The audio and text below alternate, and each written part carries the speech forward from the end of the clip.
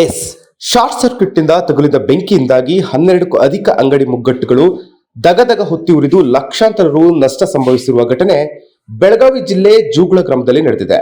Kagwad police ಠಾಣಾ ವ್ಯಾಪ್ತಿಯಲ್ಲಿ ಪೇಟೆ ಓಣಿಯಲ್ಲಿ ಅಗ್ನಿ ಅವಘಡ ಸಂಭವಿಸಿದ್ದು, ರಾತ್ರಿ 1 ಗಂಟೆಗೆ ಉಂಟಾದ ಅಗ್ನಿ ಅವಘಡದಿಂದಾಗಿ ಅಪಾರ ಹಾನಿಯಾಗಿದೆ. ಅಂದಾಜು 1 ಕೋಟಿಗೂ ಅಧಿಕ ಮೊತ್ತದ ಹಾನಿಯಾಗಿದ್ದು, ದಗದಗನೆ ಹೊತ್ತಿಯುರಿದ ಬೆಂಕಿಗೆ 12 ಅಂಗಡಿಗಳು ಸಂಪೂರ್ಣ ಸುಟ್ಟು ಕರಕಲಾಗಿದೆ. ಸ್ಥಳಕ್ಕಾಗಮಿಸಿದ ಅಗ್ನಿಶಾಮಕ ದಳದ ಸಿಬ್ಬಂದಿಗಳು ಹರಸಾಹಸ ಪಟ್ಟು ಬೆಂಕಿಯನ್ನ ನಂದಿಸಿದ್ದಾರೆ.